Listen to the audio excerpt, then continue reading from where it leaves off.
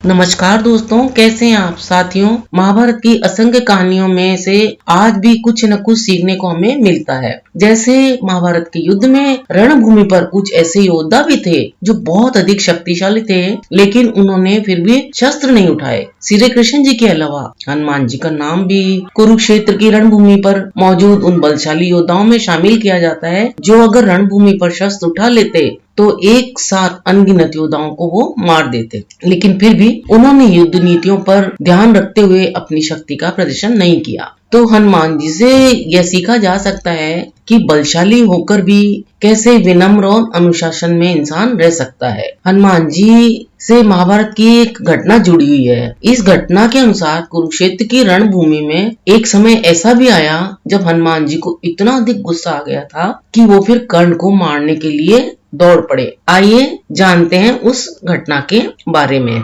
महाभारत की कहानी के अनुसार कुरुक्षेत्र के युद्ध में श्री कृष्ण अर्जुन के सारथी बने, वहीं हनुमान जी अर्जुन के रथ पर लगे झंडे पर अपने सूक्ष्म रूप में विराजमान थे और हमेशा अपने आराध्य और परम मित्र राम जी के साथ रहने वाले हनुमान जी द्वापर युग में श्री राम के अवतार श्री कृष्ण के साथ में इस समय थे। हनुमान जी रथ पर लगी पताका के ऊपर बैठकर पूरे युद्ध का दृश्य देख रहे थे। तो एक समय ऐसा आया महाभारत के युद्ध में जब युद्ध समाप्ति की ओर था, तो कुरुक्षेत्र की रणभूमि पर कई योद्धा उस समय वीर गति को प्राप्त भी हो चुके थे।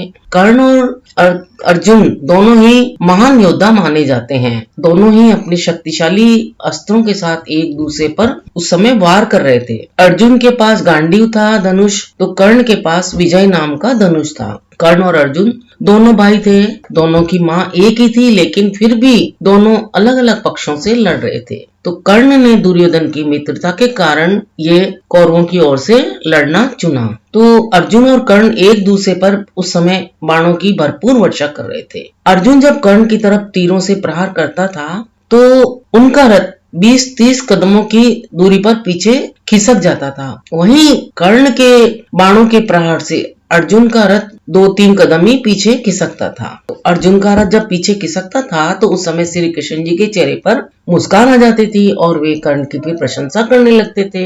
यह सब देखकर अर्जुन से फिर रहा नहीं गया और उसने भगवान श्री कृष्ण जी से कर्ण की प्रशंसा का कारण पूछा। तो अर्जुन के पूछने पर श्री कृष्ण जी ने मुस्कुराते हुए कहा कि हे पार्थ, मैं तुम्हारा सारथी हूँ। इस रथ के ध्वजा पर स्वयं हनुमान जी विराजमान है। पहियों पर इस रथ के शेषनाग यानी कि हमारे बड़े भाई बलराम जी हैं। तुम इतने बड़े धनुर्धारी हो, लेकिन ये सब शक्तियां होने के बाद भी अगर कर्ण अपने प्रहार से तुम्हारे रथ को 2-3 कदम पीछे हटाने में भी सफल हो जाता है, तो सोचो कि कर्ण कितना बलवान होगा। तो श्री कृष्ण जी की ये बात सुनकर अर्जुन को कर्ण जैसे योद्धा की शक्तियों का फिर ज्ञान हो गया। कर्ण बहुत अधिक शक्तिशाली थे, लेकिन युद्ध नीतियों को तोड़ने का उन्हें कोई अधिकार नहीं था। पर कर्ण ने जब देखा कि अर्जुन पर लगातार प्रहार करके भी वे अर्जुन का कुछ नहीं बिगाड़ पा रहे हैं, तो फिर उन्होंने गुस्से में आकर कई तीर एक साथ चलाने शुरू कर दिए। तो तीरों की संख्या इतनी ज्यादा थी कि इनमें से कुछ तीर श्री कृष्ण जी को लगने लगे।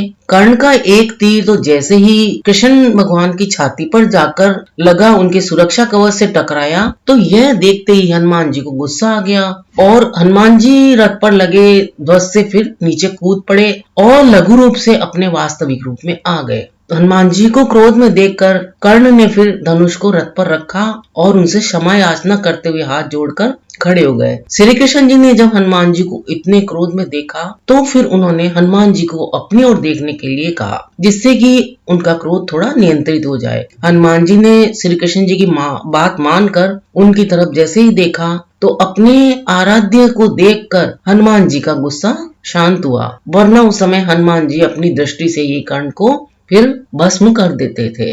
तो ये है हनुमान जी की शक्ति और आराध्य प्रेम की घटना। दोस्तों, आपको ये जानकारी कैसी लगी? अगर अच्छी लगी हो तो मेरे इस चैनल को लाइक, शेयर, सब्सक्राइब करना ना भूलें। अपना अमूल्य समय देकर वीडियो देखने के लिए आप सभी को बहुत बहुत धन्यवाद।